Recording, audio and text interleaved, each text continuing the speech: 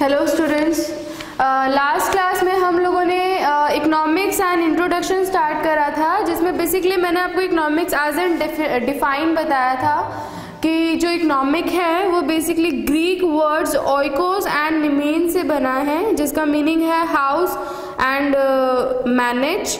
That means management of house hold. अगर आपसे कोई इकोनॉमिक्स का मीन पूछता है तो that means management of house hold. इसके बाद जो हमने इसका जो एक्चुअल ऑल्टरनेटिव जो इसका डिफाइन करा था वो था economics is the study of how a society chooses to use its limited resources to produce, exchange and consume goods and services. ये जो डिफाइन था ये मैं लास्ट क्लास में आपको समझा चुकी हूँ। अभी जस्ट हमें रिकॉल करना है और फर्दर हम अभी इसके साथ आगे बढ़ेंगे। देन मैंने आपको बताया था कि इकोनॉमिक्स के अंदर 4 डेफिनेशन है, like wealth, welfare, scarcity, growth and development. Economics के अंदर जो वेल्थ डेफिनेशन है वो एडम स्मिथ ने दी है, जिसको हम फादर ऑफ इकोनॉमिक्स भी बोलते हैं, जिसको हम फादर ऑफ इकोनॉमिक्स भी बोलते हैं। ओके, ये हमने लास्ट क्लास के अंदर इकोनॉमिक्स के साथ साथ हमने ये वेल्थ डेफिनेशन भी कवर कर लिया था। हमने वेल्थ डेफिनेशन में क्या पढ़ा था, मैं एक बार इसको दोबारा से रिवाइज कराना चाहूँगी। हमने पढ़ा था कि एडम स्मिथ ने जो डिफाइन करा है इकोनॉमिक्स को, that is an inquiry into the nature and causes of wealth of the nation. और नेक्स्ट जो इसका डेफिनेशन था वो था economics studies production and consumption of wealth. That means कि इकोनॉमिक्स जो है वो प्रोडक्शन और कंजम्पशन ऑफ वेल्थ देखता है। बेसिकली जो ये एडम स्मिथ था ये इकोनॉमिक्स के अंदर सिर्फ वेल्थ के बारे में ही बात करेगा, इसीलिए इसको वेल्थ डेफिनेशन बोला जाता है। आज का जो बेसिकली जो हमारा टारगेट है वो है, आज के लेक्चर में हमें बेसिकली ये चीज़ कवर करनी है, that is a welfare economic definition, scarcity economic definition and growth and development economic definition. आज की क्लास का टारगेट है हमें ये तीनों डेफिनेशंस कवर करनी है by Marshall, Robbins and Samuelson. So let's start with welfare definition. इसी के आगे फर्दर लिखती हूँ। Welfare definition by Marshall. Marshall name is Alfred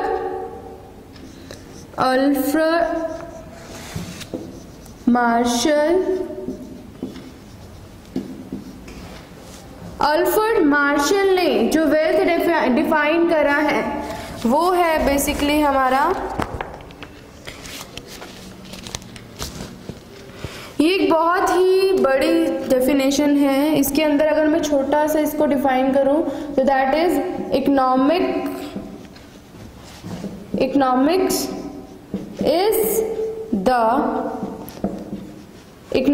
is the study of Mankind. Basically यही बात बोल रहा है। बेसिकली इसके अंदर यही बात बोलेगा कि जो अल्फ्रेड मार्शल है वो वेलफेयर डेफिनेशन को कहता है कि economics is the study of Mankind.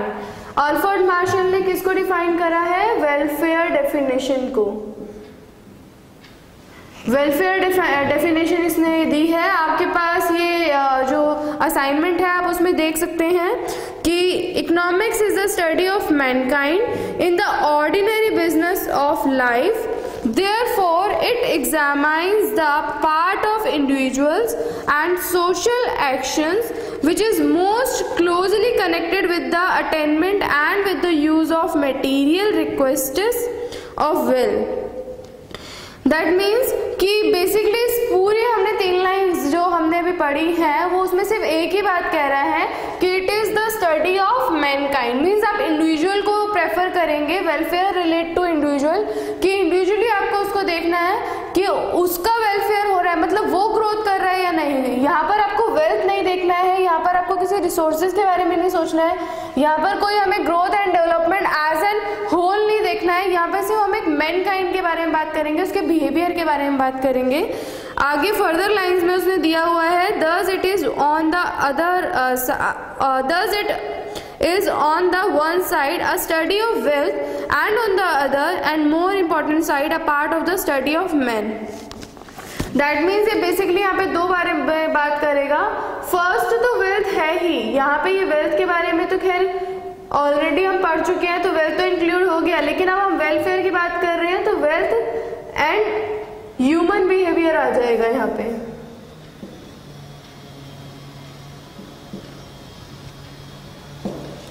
यहाँ पर वेल्थ के साथ साथ अब ह्यूमन बिहेवियर भी आ जाएगा। अगर ह्यूमन बिहेवियर आ रहा है, जब भी आपको सीपीटी एग्जाम में ये लाइन नजर आए ह्यूमन बिहेवियर या ये वर्ड नजर आए ह्यूमन बिहेवियर, तो आपको सिंपल सा बस याद रखना है कि by Alfred Marshall welfare definition in economics, so that is the whole answer. ऐसे ही आगे फर्दर एसी पिज्जू हैं, उन्होंने भी कुछ डिफाइन करा है। इसके जो सेकंड ऑथर हैं AC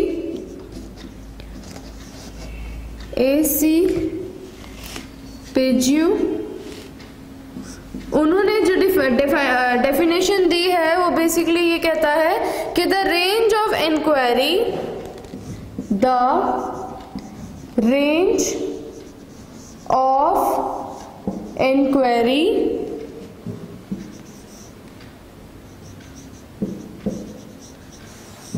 becomes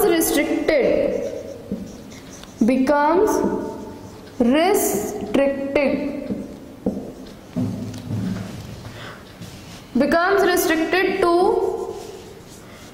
that part of social welfare,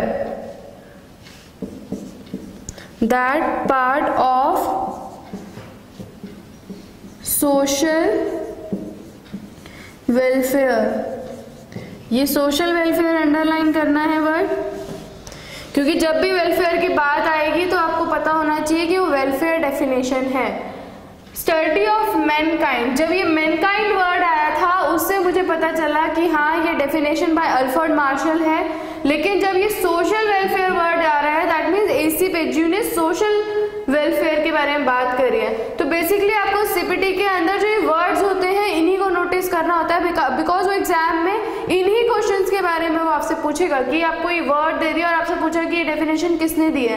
Alfred Marshall भी है, एसी पिज्जू भी है, दोनों ही है और दोनों ने ही वेलफेयर डेफिनेशन ली है। लेकिन अगर आपको वर्ड्स उसके याद होंगे कि वर्ड्स बेसिकली क्या है, मैंने आपको पहले भी बोला था लास्ट क्लास में और अब दोबारा बोल रही हूँ कि सीपीटी इज नॉट कि आपको लर्न करना पड़े कुछ भी, आपको वर्ड्स मेनली आपके माइंड में होना चाहिए और आपको जो बेसिक है वो चीज़ें आनी चाहिए, तो that is more important.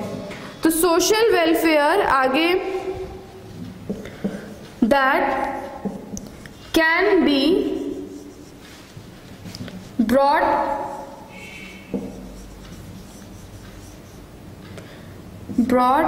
directly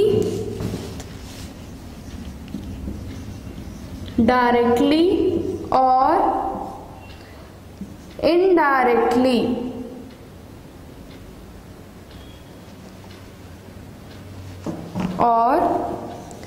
indirectly directly or indirectly into relation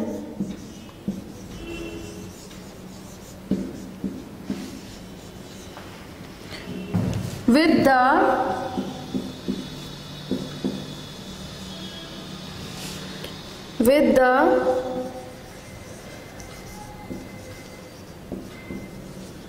measuring rod of money। इस डेफिनेशन को समझाना चाहूँगी कि इसमें क्या बोल रहा है। बेसिकली यहाँ पर उसने यही बात बोली है कि रेंज ऑफ इंक्वायरीज होती है जो कि रिस्ट्रिक्टेड होते हैं to that part of social welfare. Means आपके जो भी थॉट्स होंगे, जो भी फैक्ट्स होंगे, जो भी कॉज होंगे, वो सब रिलेटेड टू सोशल वेलफेयर होंगे। That can be brought directly और इनडायरेक्टली, जो कि हम डायरेक्टली और इनडायरेक्टली रिलेट कर रहे होते हैं with the measuring road of money, जो डायरेक्टली और इनडायरेक्टली रिलेट कर रहे होते हैं मनी से। बेसिकली आपको पता होगा, मैंने आपको फर्स्ट क्लास में भी शायद बताया था कि जो इकोनॉमिक्स है वो बेसिकली रिलेटेड टू पैसा है। तो डायरेक्टली चाहे रिलेट कर रहा हो, इनडायरेक्टली रिलेट कर रहा हो, वो मनी से ही रिलेट करेगा। लेकिन उसके अंदर क्या चीज़ क्लियर है, उसका फैक्ट क्या है, वो बेसिकली आपको यहाँ से क्लियर होगा कि किस ऑथर ने क्या डिफाइन करा है। एक बार दोबारा से देखते हैं। अल्फ्रेड मार्शल ने जो डिफाइन करा था वेलफेयर के बारे में वो था economics is the study of Mankind, economics is the study of human behaviour. लेकिन जो एसी पेज्यू थे उन्होंने बोला है कि ये ठीक है, मैनकाइंड है, ह्यूमन बिहेवियर स्टडी है, लेकिन it is a social ware which is relate to directly और इनडायरेक्टली टू मनी। तो बेसिकली जो अभी हमने वेलफेयर डेफिनेशन कंप्लीट की है वो Alfred Marshall and AC Pigou के थ्रू कुछ इस तरीके से डिस्क्राइब हो रही है। तो आपको मैं 1 मिनट देती हूँ, आप इसको जल्दी से इस डेफिनेशन को देखिए। हमने वेल्थ डेफिनेशन कवर कर ली है which is by Adam Smith, हमने वेलफेयर डेफिनेशन कंप्लीट कर ली है which is by Marshall and AC Pigou. अब हमारे लिए सिर्फ एक scarcity and growth and development जो नेक्स्ट डेफिनेशन है हमारे लिए, हमें वो कंप्लीट करनी है। आपको 1 मिनट देती हूँ, इसको अच्छे से देखिए and if you have any doubt then ask.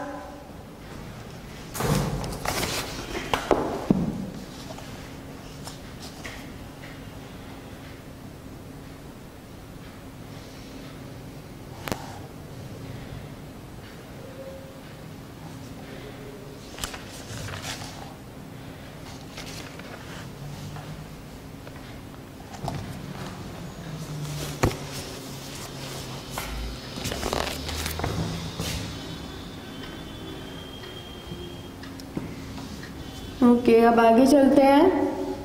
Next definition is scarcity definition.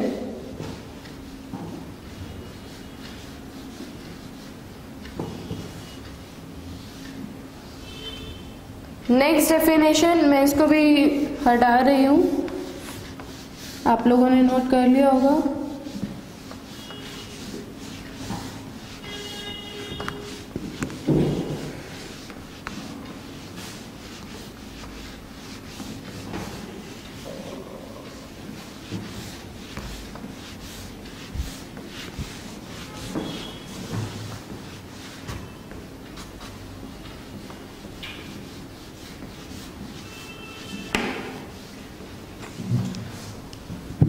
Okay, आगे फर्दर डेफिनेशन पे चलते हैं, that is scarcity definition. Next definition is scarcity definition. Scarcity definition which is defined by Professor Robin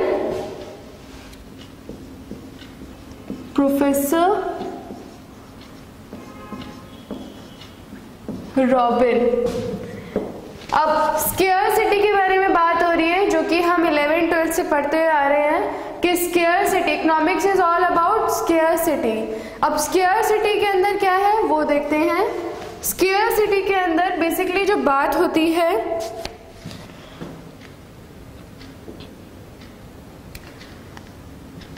economics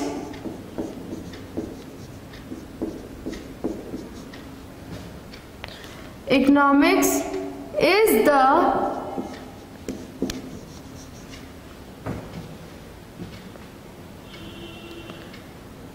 science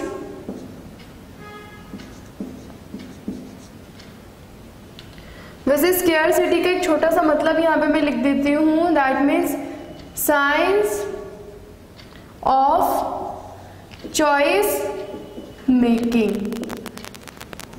ये किसका 1 line meaning था scarcity का। Science means होता है सिस्टम ऑफ फॉर्मूला और something which is very systematic. Science of choice making, basically जो scarcity है वो चॉइस के बारे में बताता है कि आपको क्या चीज़ चूज करना चाहिए और जितना आपको प्रोडक्शन चाहिए उस हिसाब से आपको रॉ मटेरियल चूज करना है, उतना ही आपको उसका प्रोडक्शन करना है। बेसिकली स्केयरसिटी में सब चीज़ें आती हैं।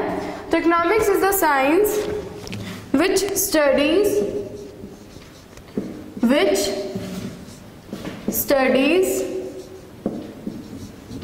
the human behavior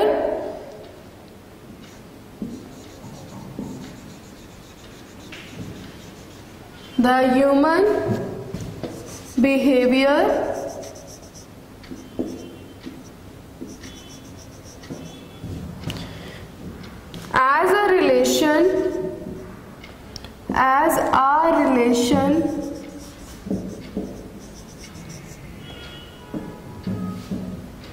as a relationship between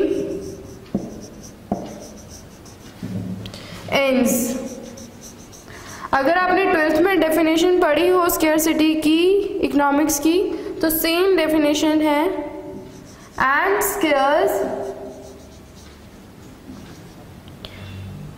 scarce means resources,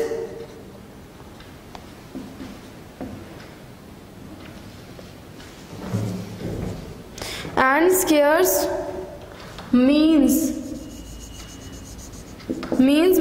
limited, means limited, which have alternative uses। तो बेसिकली जो ये स्केर्सिटी डेफिनेशन है ये बात करती है कि economics is the science which studies the human behaviour. यहाँ पे स्टडी ह्यूमन बिहेवियर का मतलब है कि ह्यूमन को क्या चाहिए, उसको उसके वांट्स क्या है और उसके वांट्स को किस तरीके से मैक्सिमम वे में पूरा किया जा सकता है। That is human behaviour as a relationship between ends. Between ends का मतलब है कि उसको कितना चाहिए था और कितना हमने उसको बाय रिसोर्सेज दिया है, that is between ends. And scarce means होता है resources, means limited, that means जो लिमिटेड रिसोर्सेज हैं उनकी हेल्प से विच हैव ऑल्टरनेटिव यूजेस। कोई भी रिसोर्स लिमिटेड तभी होता है जब उसके बहुत सारे तो यूजेस हो, लेकिन जो वो रिसोर्स है वो बहुत ही कम हो। तो लिमिटेड रिसोर्सेज हैं जिनके ऑल्टरनेटिव यूजेस हैं, दैट मीन्स मल्टीपल यूजेस हैं। यहाँ पे आप मल्टीपल समझना है इसको कि इसके मल्टीपल यूजेस हैं। तो बेसिकली जो स्केर्सिटी प्रोफेसर रॉबिन ने जो डिस्क्राइब करा है वो यही है कि economics is the science which studies the human behaviour as a relationship between ends and scarce means which have alternative uses. तो बेसिकली अभी आपने देखा होगा हमने 3 डेफिनेशंस कंप्लीट कर ली है इकोनॉमिक्स की। सीपीटी के अंदर हर एक डेफिनेशन बहुत ही इंपॉर्टेंट है। मैंने आपको जैसे कि लास्ट क्लास में बताया था कि सिर्फ डेफिनेशन के ऊपर ही 2, 3, 4 नंबर के क्वेश्चन आ जाते हैं। आप सोच सकते हैं कि सीपीटी का जो इकोनॉमिक्स का पेपर है वो 50 नंबर का है, 50 ही क्वेश्चन है। अगर 2, 3, 4 क्वेश्चन अगर आपको इसी में से मिल जाते हैं तो कितना हैवी जो इसका वेटेज है मार्क्स का वो रखता होगा। बिकॉज ऐसा नहीं है कि कुछ भी बहुत मुश्किल है, सिंपल लैंग्वेज दिया है, बस जो वर्ड्स हैं जो मैंने अंडरलाइन करे हैं ये वर्ड्स ऐसे हैं जो आपको माइंड में रखने हैं। बिकॉज वो यही वर्ड आपके सामने रखेगा सीपीटी एग्जाम में। चारों ऑप्शंस में से एक ऑप्शन यही वाले वर्ड्स होंगे जो आपको एक वर्ड टिक करना है। बेसिकली एक डेफिनेशन हो चुकी है, आगे चलते हैं। लास्ट डेफिनेशन है जो हमारी आज की क्लास की। वेल डेफिनेशन हम लोग कर चुके हैं। अब हमारी जो लास्ट डेफिनेशन है that is growth centred definition, या फिर ग्रोथ सेंटर्ड ही लिख देती हूँ, ग्रोथ सेंटर्ड डेफिनेशन। इस डेफिनेशन के बारे में अब हम बात करने जा रहे हैं जो कि सिर्फ ग्रोथ से रिलेटेड है, which is by Paul A Samuelson. Paul A सैमुएल्सन,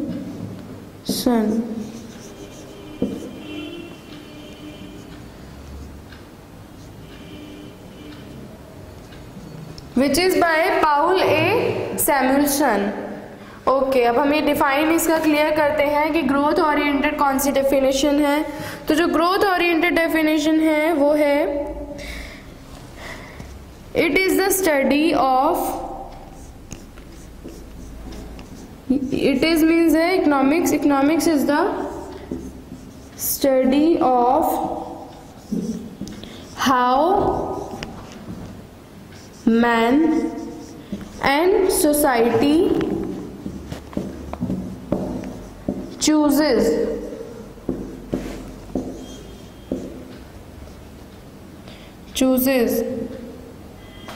with or without money, with or without money. इस डेफिनेशन को बस ये इतनी सी बात ही बोलता है, आगे मैं डेफिनेशन आपके लिए रीड करती हूँ थोड़ा सा। लेकिन जो ग्रोथ सेंटर्ड डेफिनेशन है वो कहता है कि जो मैन है या फिर जो सोसाइटी है वो किस तरीके से चूज करता है, चाहे उसके पास पैसा हो या ना हो। Main thing is choose the thing, main thing is choose the thing by with और विदाउट मनी। ये आपको बात याद रखनी है कि जो ग्रोथ सेंटर डेफिनेशन है बाय पाउल ए सैमुएल्सन, वो बेसिकली कहता है कि it is study of how man and society chooses with और विदाउट मनी। इसके आगे भी कुछ वर्ड्स हैं, या तो मैं इसको पहले तो रब करना पड़ेगा। ऐसा करिए, you have 1 minute to copy this. After that इसी डेफिनेशन को मैं थोड़ा आगे और समझाना चाहूँगी, तो आपके पास 1 मिनट है, जल्दी से इन दोनों डेफिनेशन को कवर करिए। आज बेसिकली जो है हमने economics as an definition complete कर लिया है। जिस इसकी 2 लाइंस और लिखवानी है आपको, 1 मिनट है, देखिए इसे।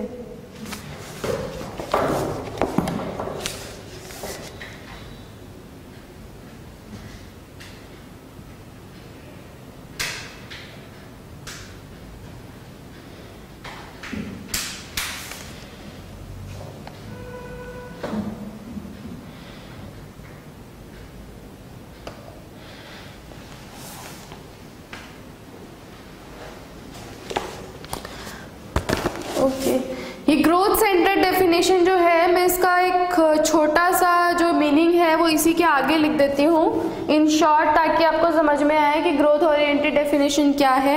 ये बेसिकली ये कहता है कि what economist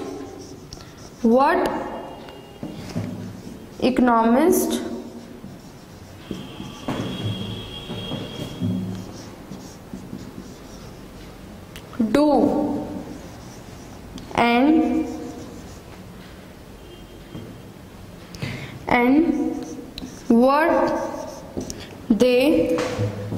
and what they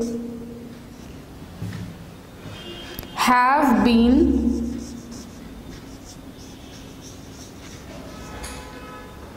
doing।